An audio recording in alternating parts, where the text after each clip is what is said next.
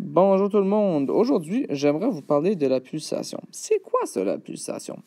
Pour commencer, j'aimerais vous faire écouter un petit extrait sonore de quelque chose finalement. Donc, on devrait commencer à écouter.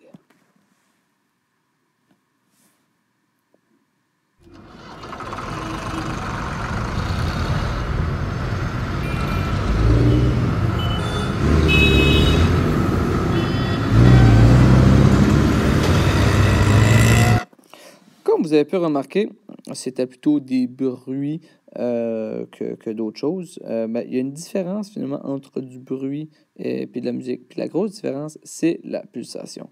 J'aimerais vous faire écouter maintenant un deuxième extrait audio, s'il vous plaît.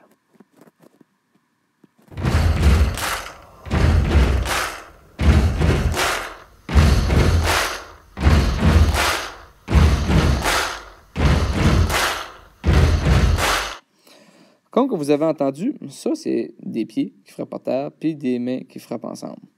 Tout dépendant de la définition de acquis. Parfois, on entend des élèves qui frappent sur nos pupitres, puis on dit « Bon, arrêtez de faire du bruit, vous frappez sur du pupitre. » Ben, c'est bizarre parce qu'on frappe sur les pupitres, puis ça fait du bruit, mais dans cette chanson-là, ils frappent finalement par terre ou dans leurs mains, puis c'est de la musique. C'est quoi la différence? Ben, c'est la pulsation.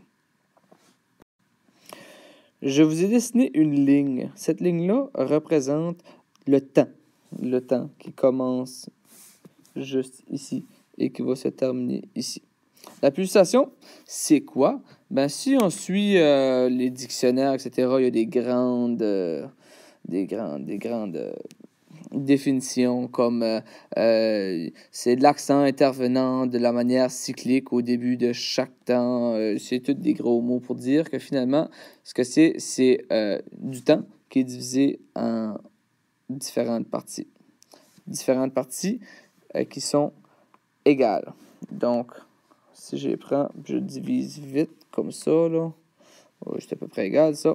Ma première pulsation commencerait juste ici au début. Et ensuite de ça, ma deuxième serait ici, ma troisième c'est ici, ma quatrième c'est ici.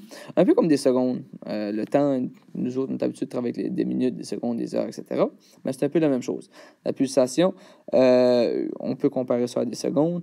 Ça dure un certain temps. Qu'est-ce qui est spécial avec ça? C'est que les pulsations peuvent être de différentes longueurs, tout dépendant de la vitesse de ta chanson, tout dépendant du tempo de ta chanson.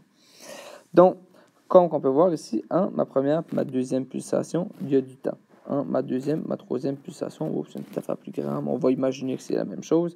Donc, entre ma deuxième et ma troisième pulsation, il y a du temps. Entre ma troisième et ma quatrième pulsation, il y a du temps aussi. Donc, maintenant qu'on comprend un tout petit peu c'est quoi la pulsation, c'est finalement du temps qui est divisé en parties égales.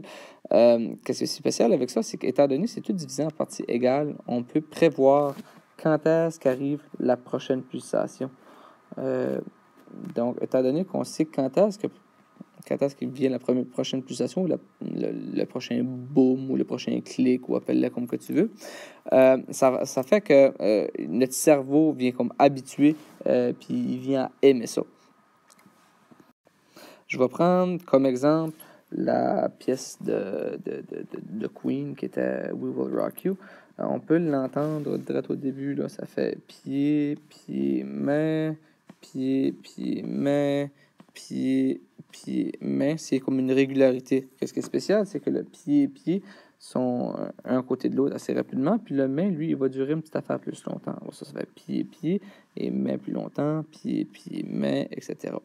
Donc, c'est quoi la différence entre du bruit puis de la musique? Ben, c'est la pulsation, c'est l'organisation. En musique, on a plein de choses qui se passent. Ben, ce que c'est en réalité, c'est plein de bruits qui sont organisés, comme dans la chanson pied, pied, main, pied, pied, main, pied, pied, main. Parce que c'est organisé, notre cerveau peut l'organiser, donc il peut prédire qu'est-ce qui s'en vient. Étant donné qu'il peut prédire qu'est-ce qui s'en vient, on peut trouver assez rapidement que c'est comme le fun. C'est intéressant. Donc, en d'autres mots, la pulsation, c'est quoi? C'est du temps divisé en parties égales. On peut les nommer avec des chiffres. on peut les nommer avec rien du tout aussi. Et puis, étant donné que c'est tout en partie égal, on peut prédire quand est-ce qu'arrive la prochaine pulsation. J'espère que ça a été clair assez pour vous. Donc, je vous souhaite une bonne journée. Salut!